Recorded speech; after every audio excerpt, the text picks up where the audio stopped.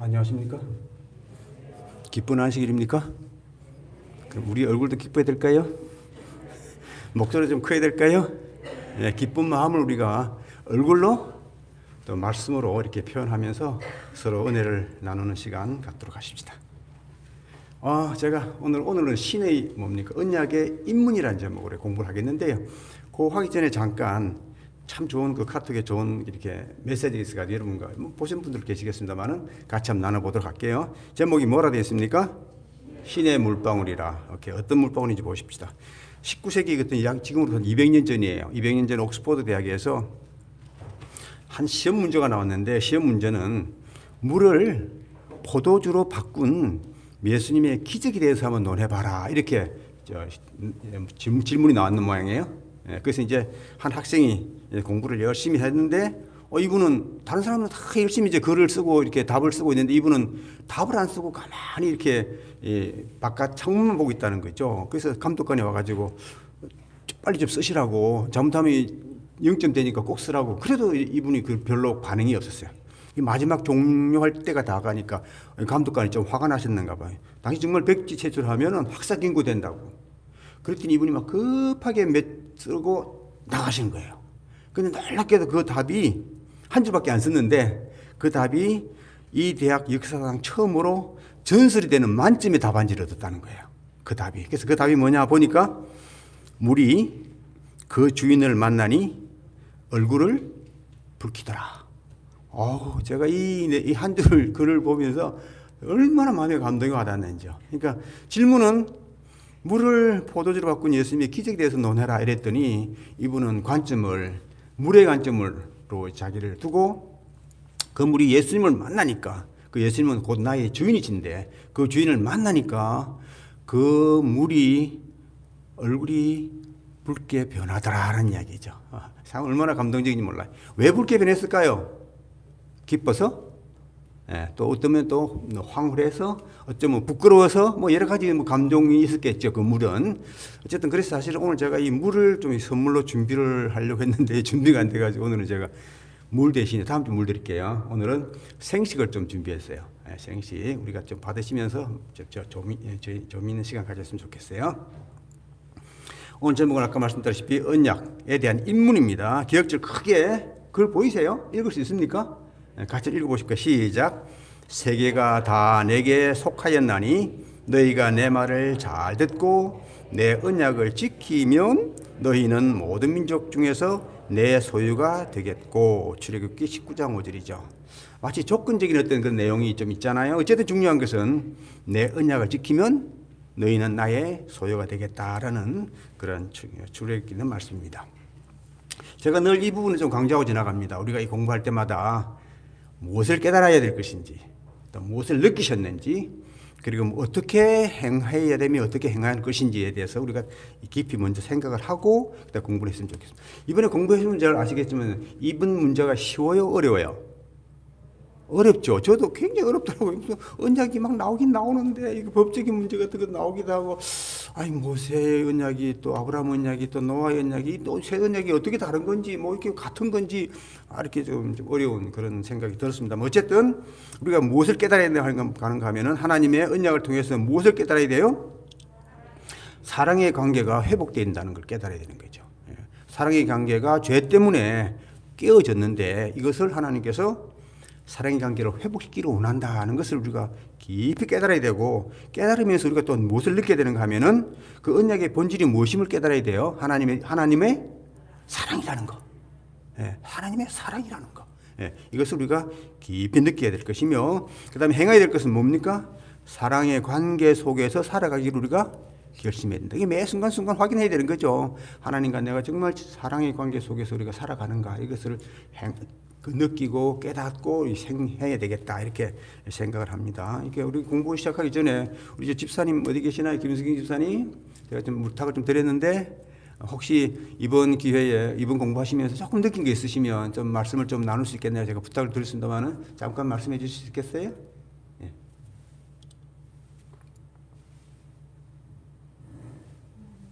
힘드시죠? 예. 공부하면서 또 화요일 소지. 화요일 소지에. 아브라함 언약. 참 아브라함에게 하나님께서 복의 통로가 되시겠다. 말씀하셨는데 네. 나도 참 그런 사람이 되고 싶다. 아멘. 예. 그렇게 하는 내가 아는 모든 사람들에게 복의 통로가 될 수 있을까? 복의 통로가 될 수 있을까? 나로 인하여 그 사람들이 정말 복을 받으면 너무 제가 행복할 것이다. 행복하겠다. 그래서 또 하나님께서 우리에게 새 언약을 주셨는데 그 새 언약은 나의 법을 너희 마음에 새겨주시겠다고 말씀하셨죠. 참 그것같이 우리에게 행복한 것이 없을 것 같아요. 얼마나 행복하겠습니까? 하나님 법이 우리에게 새겨지면 그러게 말이에요. 우리가 미워할 수 없고 사람을 시기와 질투와 다툼과 그 어떤 것들이 다 사라지고 내가 최고 행복한 사람이 될 수 있는데 정말 하나님께서 내 마음속에 하나님의 법을 새겨주셨으면 좋겠다. 그래서 금요일에 보면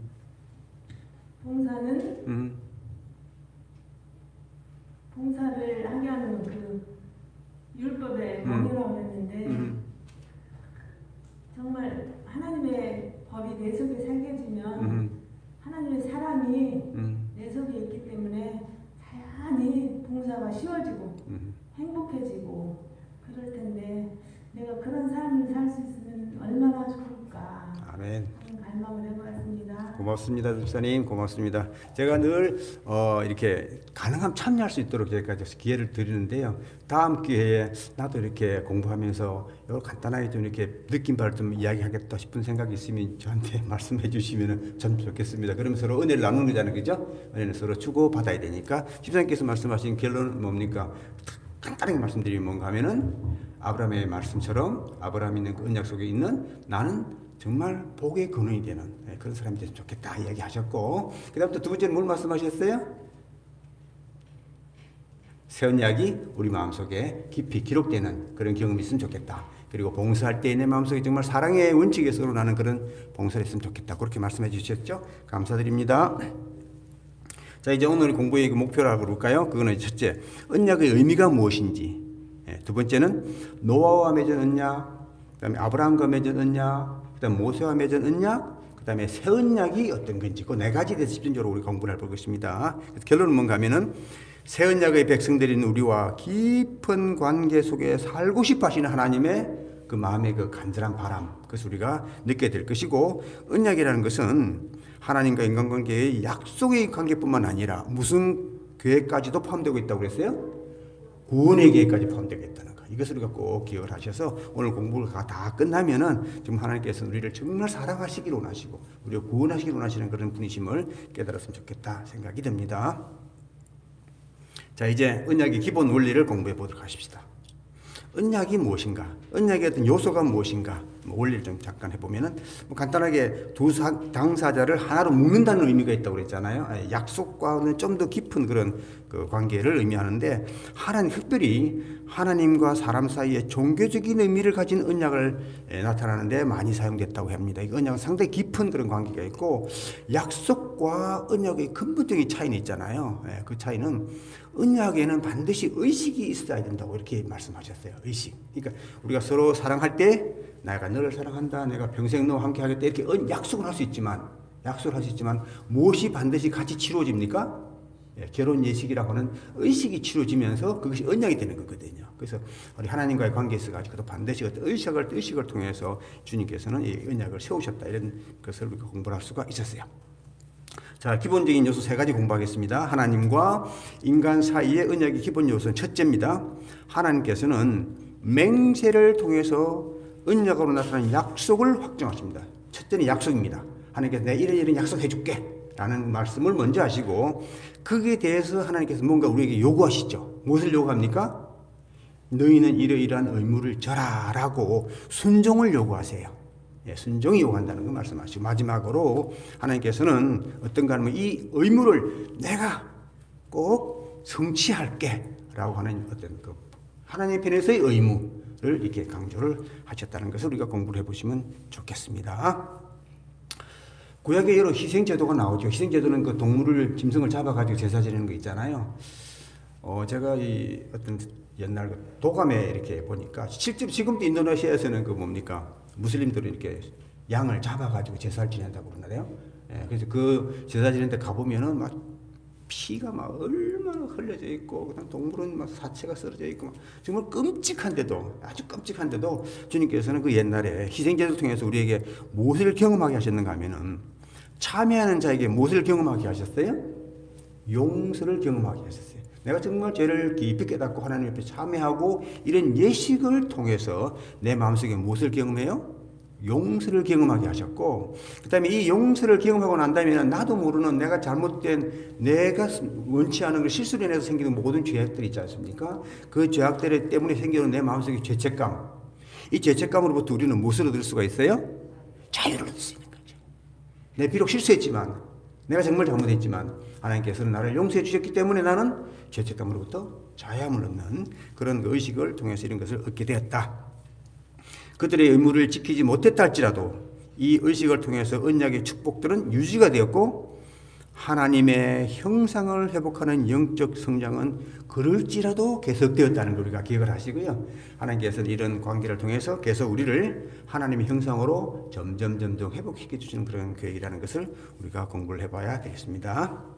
이제부터 나오는 거 제가 좀 강조하는 거 있잖아요. 맨 뒤에 그 뭡니까 그 잔재들까지 제가 질문을 해놨거든요. 제가 좀 강조하면 여러분들 좀 종이를 좀 써놓으신다 해가지고 답을 좀 많이 좀 해주시기 바랍니다. 지난번에 답을 많이 안 하셔가지고 상품이 너무 많이 남았어요. 남으면 안 되니까 오늘은 상품을 다 가져갈 수 있도록 문제도 많이 쉽게 해놨습니다. 언약 관계를 통해서 하나님의 신밀이 된 이스라엘 요새가 이제 진영으로 돌아와가지고 이스라엘 장로들을 소집하고 하나님의 기별을 정했죠.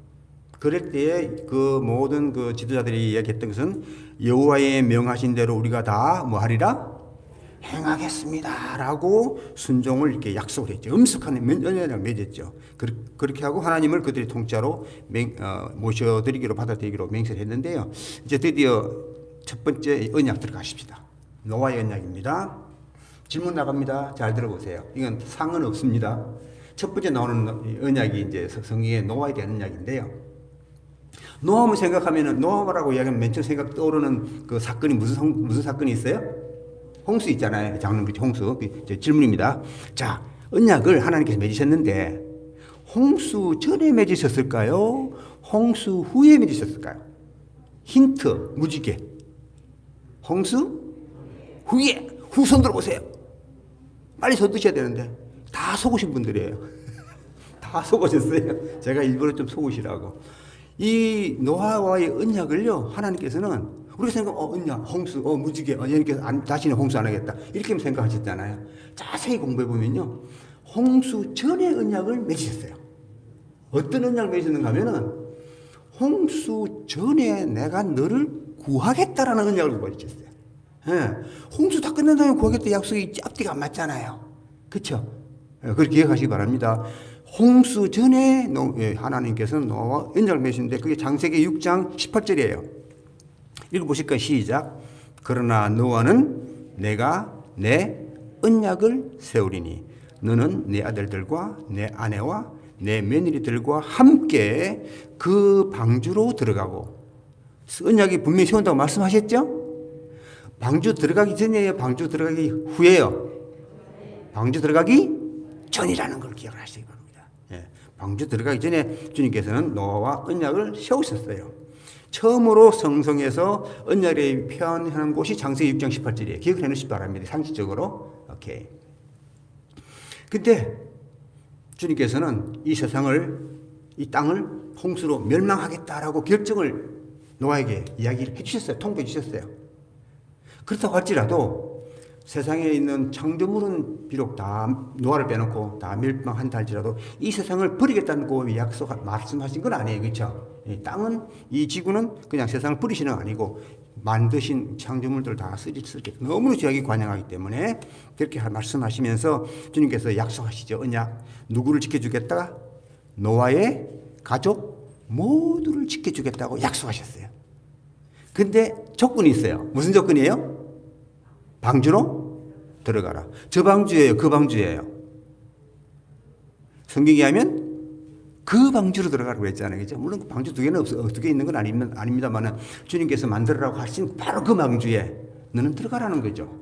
이게 정말 우리가 구원의 방주지 않습니까? 우리 주님께서 원하시는 그런 방주. 우리는 그 방주에 우리 자신이 들어가야만이 구원한다는 것을 기억을 하시고 노아의 언약의 첫 번째 나온 언약 그리고 무슨 말씀하셨는지 명령하시는지 우리가 기억을 했으면 좋겠어요. 그 다음에 언약이라는 단어 속에는 자신이 말한 바를 지키겠다는 하나님의 강한 의지가 포함되어 있고요. 자, 여기서 하나 좀 생각할 게 있습니다. 그 다음 페이지 문제 나오는지 모르겠습니다만은, 그 다음 나오는, 이걸 읽은 다음 말씀드리겠습니다. 노아 홍수가 난 다음에 하나님께서는 무슨 약속을 하셨어요? 다시는 홍수로 이 세상을 멸망하지 않겠다. 그런 약속을 하셨죠. 그렇게 하시면서 무엇을 하늘에 띄우셨어요? 무지개 띄우셨죠. 집사님 손 보드세요. 그건 무슨 좋은데, 예, 무지개를 띄우셨어요. 무지개 보면 색깔 아름다워요? 무지 아름답죠. 사람이 그렇게 아름다운 색깔을 만들 수 있을까요? 신기해요. 빛은 색이 없어요. 그렇죠? 빛은 색이 없어요. 근데 그 빛이 이렇게 물방울을 통해서 반사되면, 그죠? 아름다운 색깔이 그 속에 다 숨겨져 있잖아요. 7가지 색깔이 숨겨지던 색깔이 이렇게 반사되어 드러나잖아요. 얼마나 아름다운지 몰라요. 하나님은 놀라운 섭리예요. 빨주, 노초, 파남보. 색깔이 영롱한 색깔이 나타나요. 아주 아름다운 색깔. 질문해 볼까요? 하나님께서는 그 무지개를 탁 세우시면서는 다시는 내가 이 노아로 이런 홍수로 이 세상을 멸하지 않을 거야 라는 것을 내가 저 무지개 볼 때마다 기억을 할게 라고 이야기하셨어요. 그죠? 아무도 안 써보시네. 다시 말씀드려볼까요? 내가 저 무지개 볼 때만 무지개 볼 때만 내가 너희들과 세운 약속 다시는 홍수로 멸하지 않겠다는 그런 생각이 그때만 들 거야. 맞는 말이에요? 틀린 말이에요? 틀린 말이죠? 맞는 말 맞습니까? 아니죠. 예. 하나님께서는 그저 무지개를 통해서 그런 약속을 드러냈긴 했지만 하나님께서 약속하신 건 절대 잊지 않으시죠. 언제든지 기억을 하시죠. 그렇죠? 그렇지만 사람 편은 잘 잊어버리니까 사람들은 가끔가다 잊어버리더라도 무지개 볼 때마다 그 생각하라는 거죠. 하나님께서 약속하신 건 지키신다는 거. 예, 그 이야기를 넣어 놓으셨습니다. 영원한 언약을 기억하리라 이렇게 말씀을 하셨습니다. 주께서는 무지개를 보실 때에 당신의 언약을 기억하시겠다고 선언하신다. 그러나 이것은 그분께서 당신의 언약을 잊어버릴 수도 있다는 것을 의미합니까? 아니죠. 하나님께서 한번 약속하신 것은 결코 잊어버리지 않죠. 당신의 언약을 결코 잊어버릴 수가 없어요. 그분께서는 그럼 왜 이런 말씀하셨을까? 우리가 그분을 더 잘 이해하도록 하기 위해서 누구의 언어로? 인간의 언어로 우리에게 말씀하신 것이다. 이해하셨죠? 예, 그렇게 하셔서 주님께서는 무지개를 통해서 다시 이제 언약을 다시 한번 확인하십니다만은 그 무지개 자체가 늘 무지개만 있을 때 주님께서는 기억하시겠다는 이야기는 아니라는 걸 우리가 알아야 될 것입니다. 자, 화요일 소재도 가겠습니다. 아브라함과 맺으신 언약. 이제 노아의 언약이 끝나고 들이 아브라함으로 넘어갑니다. 창세기 12장 3절. 너를 같이 읽어보실까요? 시작. 너를 축복하는 자에게는 내가 복을 내리고 너를 저주하는 자에게는 내가 저주하리니 땅의 모든 족속이 너로 말미암아 복을 얻을 것이라 하신지라. 아까 우리 집사님께서 말씀하셨지만은 너로 말미암아 복을 얻는다는 거, 너가 축복의 통로가 된다는 거, 너 때문에 이 세상이 복을 받는다는 이런 놀라운 약속이 축복이 우리에게 있으면 얼마나 좋겠습니까? 그죠? 참 감사한 일이죠. 질문해 보겠습니다. 이 언약이 아브라함과 맺은 언약입니까? 아브라함과 맺은 언약입니까? 다시 이야기할까요? 이 언약이 아브라함과 맺은 언약입니까? 아브라함과 맺은 언약입니까? 아브라함입니다. 아직 아브라함이 안 됐을 때입니다. 아브라함과 맺었어요. 아브라함이에요? 아브라함이죠. 네, 제가 잘 기억했죠. 제목도 보면은 아브라함과 맺은 언약이라고 분명히 말씀하셨어요. 땅의 모든 종족이 어떻게 아브라함을 통해서 복을 얻게 됐는가? 그래서 결국은 이 메시아의 언약이 약속이 이제 그 아브라함의 씨를 통해서 일어난다. 그 내용이긴 한데 어쨌든 아브라함이 사실 그 당시에도 복의 통로가 된 건 사실이고요. 축복의 통로로 쓰임 받은 건 사실이에요. 저희 집사람 이제 앉아 있습니다만은 저희 집사람 결혼하고 있잖아요. 집사람은 기억할지 모르겠어요. 저희 어머니가 조그마한 봉투를 써가지고 주시더라고요. 거기다가 뭘 써가 주셨어요. 한번 물어볼까요 지금? 거기에 혹시 기억하는지 물어볼까요? 기억해요? 모르죠. 옛날에서 하도 그래요. 다 기억을 못하죠. 저는 기억을 해요. 왜냐하면 그 글씨가 너무 그 당시 제 마음속에 왜 어머니가 이렇게 이런 글을 써서 며느리에게 줬을까? 무슨 글 쓰가 줬다고 생각하세요? 아시는 분 손 들어보세요. 굉장히 그게 뭡니까? 상상력이 뛰어나신 분이 될 것 같은데. 집안에? 조금만 크게 줍시다. 잘 안 들려요. 집안에? 가훈. 집안에 가훈을 써서 주셨겠다. 우리 집에 그렇게 좋은 집안이 아니가지고요. 크게 거창하게 가훈 같은 거 없습니다. 아주 쉬워요. 힌트 드리면 오늘 공부 내용하고 똑같아요. 지금 이 공부하고 있어요. 뭐라고 쓰셨을까요? 너는 복의 통로가 되어라. 와, 제가 그때 기억해요? 기억이 안 나요? 난 기억을 해요. 그 읽을 때, 어머니가 참 깊은 의미 있는 말씀을 쓰셨더구나. 지금 보니까 어디 있는 내용이에요? 아브라함과 맺은 언약에 모든 족속이 너로 말미암아 복을 얻을 것이라. 그것을 그렇게 간단하게 쓰셨던 것 같아요. 너는 복의 통로가 되어라. 복의 근원이 될지라. 이렇게 쓰셨던 것 같아요. 어쨌든, 그러니까 그 며느리를 통해서 이제 우리 집안이 복을 받는 그런 그런 인물이 되었으면 좋겠다라는 마음의 표현을 그렇게 쓰신 것 같죠? 어쨌든 우리 하나님을 택하신 백성을 통해서 하나님께서는 분명히 복을 주시는 건 사실입니다. 그렇죠? 우리를 통해서 부족하지만 우리를 통해서 복이 전달되고 또 이제 물론 이제 성경상으로는 메시아에 대한 예수님에 대한 그 약속입니다만은 그런 복의 근원이 되었다는 것을 우리가 공부를 해볼 수가 있습니다. 근데 참 중요한 건 있잖아요. 이 아브라함과 언약을 할 때에 첫 번째만 읽어볼게요. 여호와께서 아브라함에게 이르시되 너는 너의 본토 친척 아비 집을 떠나 내가 내게 지시할 땅으로 가라. 요 이제 하나의 어떤 요구죠. 주님께 입장에서 이렇게 하라고 이렇게 말씀하셨는데 김선희 목사님께서 이걸 참 재미있는 두 가지를 질문하시는 제가 했을 때 많이 좀 그걸 느꼈어요.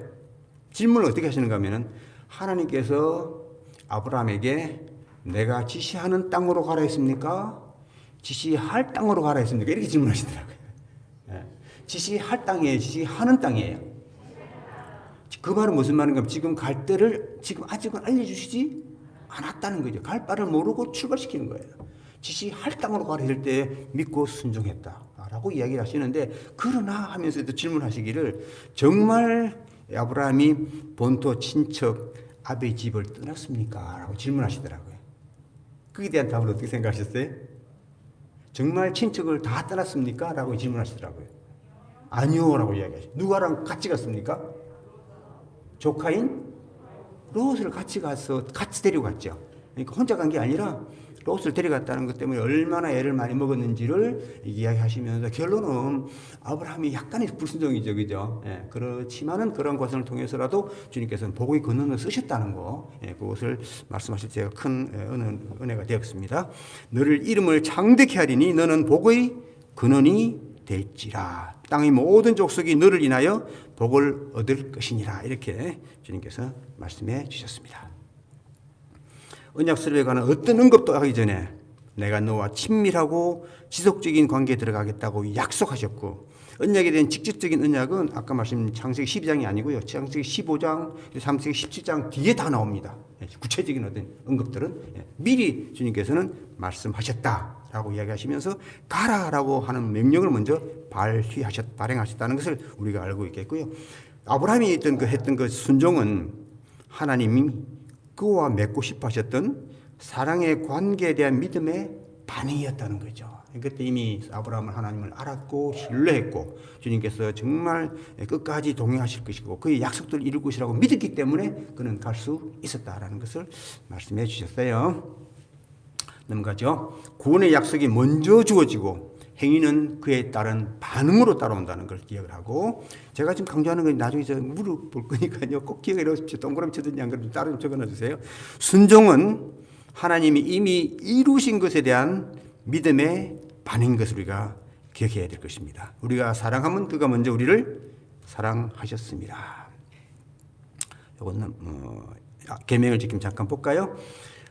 영접하는 자 곧 그 이름을 믿는 자들에게는 하나님의 자녀가 되는 권세를 주셨는데 그분의 계명을 다 순종하는 사람들은 그분의 자녀가 된다라고 영감의 교훈에 말씀하시고 이 부분은 제가 사실은 목사님께 좀 질문을 좀 드리려고 합니다. 잠깐 읽어보고요. 무슨 질문을 제가 드리고 싶은가 하면은 이 이야기가 참 이야기 어려운 부분이었어요. 어떤 부분인가 모세와 언약할 때 이렇게 이야기하셨어요. 하나님이 모세에게 말씀하여 가라사대 나는 여호와라 내가 아브라함과 이삭과 야곱에게 전능의 하나님으로 나타났으나 나의 이름을 여호와로는 그들에게 알리지 아니하였다. 정말 이해하기 힘든 그런 문장이 나오더라고요. 그래서 이 부분은 목사님께 해석을 좀 부탁드렸습니다.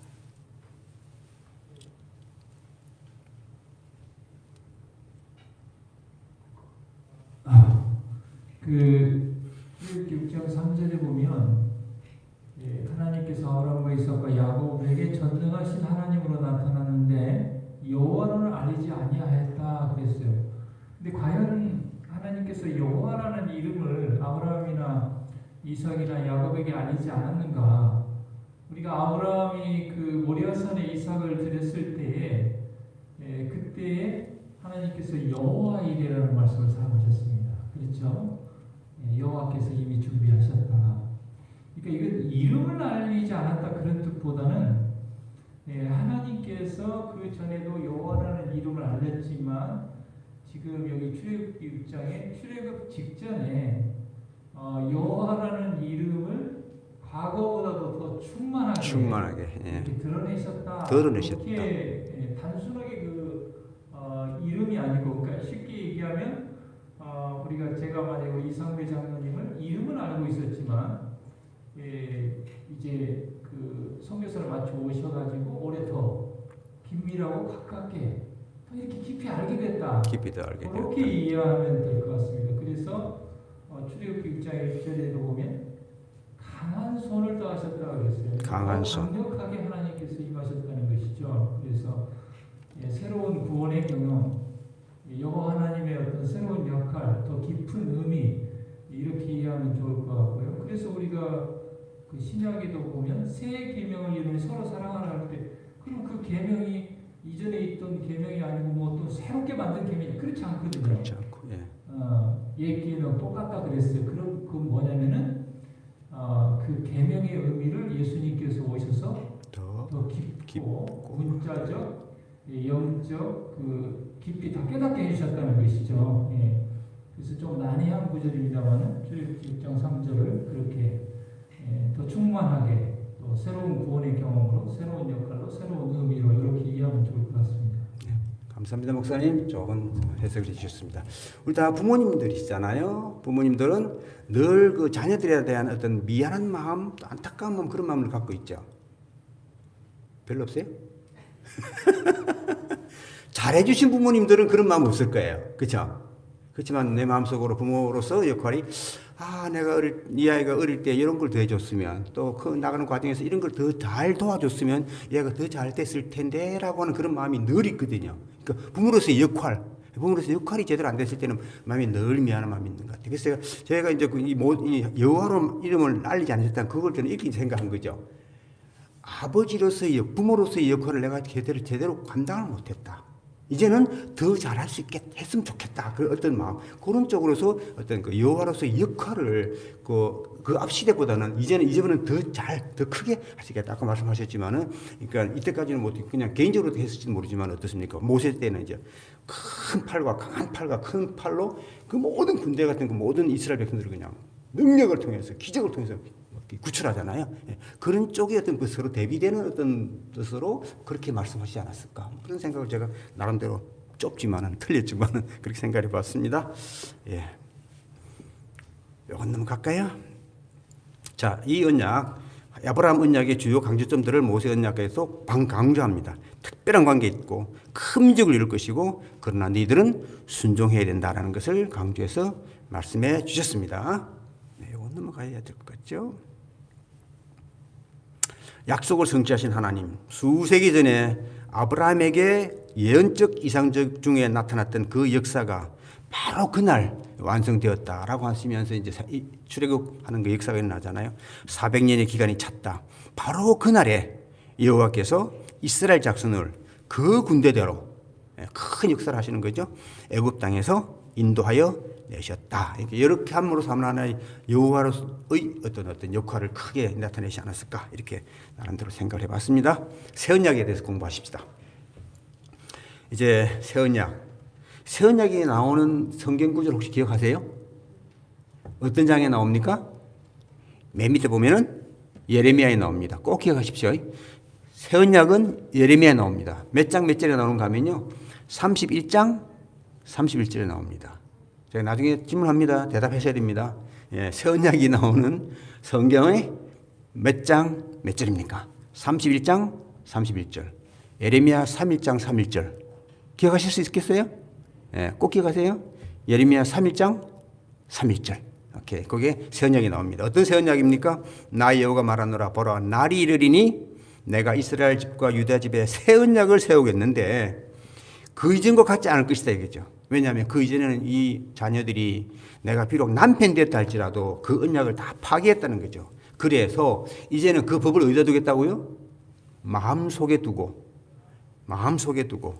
그 마음에 기록해서 그들은 나는 그들의 하나님 되고 그들은 내 백성 될 것이라는 그런 새 언약의 말씀을 예레미야 31장 31절에 말씀해 주셨습니다. 자, 그래서 우리가 기억할 것은 그 언약을 주도하시는 분도 하나님, 은혜로 그 언약을 이루시는 분도 하나님이신 것을 기억을 하시고요. 새 언약에 있는 거 몇 가지 좀 중요한 내용을 좀 공부해 보시죠. 왜냐하면 사실 새 언약이 가장 중요한 부분 같아요. 공부해 보니까 첫째, 구약에서 처음으로 새 언약을 언급하는 부분이 예레미야 31장 31절이었고요. 그 다음에 이게 어떤 때에 났는가 하면요. 아까는 모세는 그 뭡니까? 이집트의 그 속박에서 벗어날 때 이야기했잖아요. 지금 이때는 어디에서 어디로 오는 때에 이야기하신 거예요. 이스라엘 백성들이 바벨론 포로에서 귀환할 때 이야기예요. 이해하셨죠? 아까는 모세가 모세 시대에 애굽 땅에서 애굽의 지배에서 벗어나는 해방되는 구원받는 그때 이야기고 지금 이거는 이스라엘 백성들이 바벨론 포로에서 벗어나서 돌아올 때 말씀하신 그 언약이라는 걸 기억을 하시게 되겠고요. 주도하시는 분도 하나님, 이루시는 분도 하나님, 그 법을 마음에 쓰시겠다고 말씀하셨고, 근데 사실은 아브라함 언약에서 사용하신 언어를 그대로 사용하셨다는 겁니다. 결국은 같은 의미이지만 또 다른 방법으로 표현하셨다는 것을 아셨으면 좋겠습니다. 하나님은 첫째 그들의 죄를 먼저 용서하시고 그 다음에 특별한 관계를 맺으시고 그 삶에 은혜를 더하신다는 것을 기억을 해 주시기 바랍니다. 먼저 하나님을 알고 아는 게 중요합니다. 제일 먼저입니다. 그 다음에 사랑하며 두 번째죠. 그 다음에 섬기고 싶은 순수한 동기 때문에 우리가 하나님께 순종한다는 것을 기억해 보셔야 될 것입니다. 바로 이것이 하나님께서 그분의 백성들과 맺고 싶어 하시는 관계의 본질입니다. 우리가 언약을 우리가 이해할 때 꼭 기억할 것은 우리 마음속에 하나님의 사랑을 깊이 깨닫고 그 다음에 하나님을 제대로 알고 그리고 하나님을 섬기고 싶은 그런 깊은 마음의 동기가 우러날 때 그 언약은 제대로 맺어진다는 것을 기억하시기 바랍니다. 깨어진 하나님과 인간의 관계는 새 언약을 통해서 회복되고 우리가 하나님을 알고 그분을 사랑할 때에 가능해진다. 이게 새 언약의 마지막 결론이죠. 율법의 핵심은 사랑이고 우리 마음속에 율법이 기록된다는 것은 사랑의 원칙이 우리 마음 가운데 심어지고 창조주의 형상이 우리 속에 회복될 때에 그것이 이루어진다는 거죠. 그렇게 될 때 우리의 삶은 하나님의 뜻에 따라서 변화가 되고 마침내 우리는 예수님의 제자가 된다는 것을 기억하셨으면 좋겠습니다. 이제 뭐 다 끝났으니까요. 제가 더 하고 싶습니다만 요거 마지막 이거 하나만 하고 이제 질문 들어가도록 할까요? 시간이 됐군요. 봉사를 위해서 매는 멍에는 하나님의 율법인데 만약에 우리가 우리 자신의 의지대로 우리 인도가 된다고 할 것 같으면 그렇게 해서 방임된다고 할 것 같으면 우리는 누구의 반열에 빠질 수밖에 없어요? 사단의 반열에 빠질 수밖에 없어요. 그래서 누구의 속성을 소유하는 자가 돼요? 사단의 속성을 소유하는 자가 됩니다. 우리는 우리의 모든 의지가 하나님께 바쳐지고 하나님의 뜻대로 움직여져야지 우리가 우리의 의지대로 방임돼서는 결코 안 된다는 걸 기억하시고요. 우리 예수님께서는 맨 밑에 보면 하나님께 대한 사랑과 하나님의 영광을 위한 열성과 타락한 인류를 위한 그 사랑이 예수님으로 하여금 이 땅에 오시게 하셨고 그의 생애를 지배하셨던 힘이시라는 것을 우리가 기억을 하시고요. 그래서 바로 이러한 원칙이 우리가 이 땅에 살면서 채택되어야 되는 주님께서 원하시는 그러한 관계라는 것을 기억을 하시고요. 시간이 됐으니까 질문 들어가도록 할게요. 자, 이제 마이크 준비해 주시고요. 손 빨리 되신 분은 답해 주시기 바랍니다. 쉬워요. 아주 쉬운 것만 했으니까요. 오늘 상품이 뭐라 그랬어요? 상품이 뭐라 그랬어요? 상품에 관심이 별로 없으시네요. 생식이에요, 생식. 생식을 다 드시고 한 2개 정도, 2개씩 다 준비해놨습니다. 다 드시고 두유에 다 드시면서 소금 조금 뿌려가지고 이렇게 드시면 한 끼 식사가 될 만큼 좋습니다. 예, 참 좋으니까 한번 해보시고요. 첫째 질문이 나갑니다. 예수의 생애를 맨 마지막에 아까 공부했죠? 예수님의 생애를 지배했던 힘이 무엇입니까? 우리에게 이 원칙을 채택하라고 하시는 것이 무엇입니까? 3가지 답해 주시기 바랍니다. 첫째, 하나님께 대한 무엇. 두 번째, 하나님의 영광을 위한 무엇. 그 다음에 타락한 인류를 위한 그의 무엇. 문제 손들어 보실까요? 장로님 먼저 써드셨죠? 예. 자, 마이크 옆에 있습니다. 답은요? 하나님께 대한 사랑. 하나님께 대한 사랑. 또 그의 영광을 위한 열성입니다. 인류랑 그 타락한 인류를 위한 요새에 오신 하나님. 타락한 인류를 위한 그의 마지막은 어떤 거죠? 맨 마지막. 타락한 인류를 위한 그의 그의 사로 시작돼요. 그의 답은 사로 시작돼요. 글자 2자리. 첫 번째가 답이 똑같아요. 그 사랑입니다. 감사합니다. 저렇게 해도 답이 답입니다. 예, 여러분 무조건 어떻게 손만 드시기 바랍니다. 장로님께 선물 드리고요. 자, 2번째 질문 나갑니다. 자, 옛 언약의 조건은 순종하라 그리하면 살리라 이렇게 되어 있는데요. 그럼 새 언약은 죄의 무엇에 대한 약속이 먼저 주어지고 그다음에 마음을 하나님의 무엇의 원칙과 일치하게 하는 어떤 약속인가 하는 거죠. 좀 어렵습니다만은 동그라미 치는 시선 답을 할 수가 있어요. 문제 보고 하죠. 책 보고 하셔도 좋습니다. 아무도 없습니까? 책 한번 보십시오. 책 보면 다 나오는데. 시간 관계상 제가 그럼 답을 해드릴까요? 새 언약은 죄의 용서에 대한 약속입니다. 용서의 약속이고요. 그 다음에는 마음을 하나님의 율법의 원칙과 일치되게 하는 그런 은혜의 약속이에요. 새 언약은 용서의 약속이며 그리고 은혜의 약속입니다. 꼭 기억하시기 바랍니다. 예, 여기 답을 못 맞추셨네요. 다른 문제 있었는데. 3번째, 우리 속에 하나님의 율법이 기록된다는 것은 무슨 뜻인가? 하나님의 어떤 원칙이 우리 마음속에 심겨지고 우리에게 하나님의 무엇이 회복되는 것일까요? 쉬운데요. 공부했는데요. 손 드시면 상품 나갑니다. 틀릴 수도 좋습니다. 손만 드세요. 제가 답 가르쳐 드릴게요. 어디 손 드셨어요? 네, 마이크 드리고. 네. 누구십니까? 네, 말씀해 보세요. 하나님의 무엇의 원칙이? 사랑의 원칙이. 사랑의 원칙이 우리 마음속에 심겨지고 하나님의 무엇이 회복된다고요? 하나님의 형상이. 하나님의 모습이, 하나님의 형상이 회복되는 것이 율법이 기록된다는 의미입니다. 상품 드려도 됩니다. 무슨 손만 드시면 드리는 겁니다. 예. 하나님의 사랑의 원칙이 심겨지고 형상 회복되는 거예요. 4번째, 구약에서 처음으로 아까 공부했죠? 구약에서 처음으로 새 언약이 언급된 곳은 잠깐 제가 지금 4번입니다. 구약에서 처음으로 새 언약을 언급한 곳이 어디라고 그랬어요? 저 뒤에 장로 집사님, 저 뒤에 손 드셨어요, 집사님. 이승우 집사님 손 드신 것 같은데? 네. 어디에요? 에레미야 31장 31절. 에레미야 31장 31절. 네, 기억하십시오. 감사합니다. 맞으셨고요. 5번째, 모세 언약에서 먼저 하나님께서는 어떻게 하시고 지켜야 될 무엇을 주셨을까요? 먼저 하셨던 것은 손 드셔, 즉 집사님 손 드셔 구원하셨고 그 다음에는 나중에 이어서 지켜야 될 율법을 주셨어요. 감사합니다. 6번째, 아브라함의 언약에서 똑같은 이야기입니다만은 어떤 약속이 먼저 주어지고 무엇은 그에 대한 반응으로 따라온다. 첫 번째 건 무엇일까요? 비슷한 내용이에요. 집사님 손 드셔서 집사님 맞아요. 첫 번째는 구원의 약속 먼저 주어지고 그에 대한 반응. 예, 행위는 그에 대한 반응으로 따라오는 거죠. 따라오는 겁니다. 예, 상품 드리고요. 7번째, 약간 지난번 설명과 똑같습니다만 예언이옵니다. 무지개를 볼 때에야 하나님은 홍수로 멸하지 않으리라는 약속을 기억하신다. 예, 노. 예스까 노. 예입니까? 노입니까? 우리 앞에 집사님 손 드십시오. 아니죠. 예, 약간 꼬인 문제입니다. 예, 그다음 8번째 마지막입니다. 성경에서 처음으로 언약이 언급된 것은 홍수 이후에 무지개를 통했었다. 예입니까? 아닙니까? 손 드셔야 돼요. 우리 정리지도 손 드셨다. 답은 아니죠. 그 이전에 이미 구원하시겠다고 약속하셨습니다. 감사합니다. 묵상하시고 마치겠습니다.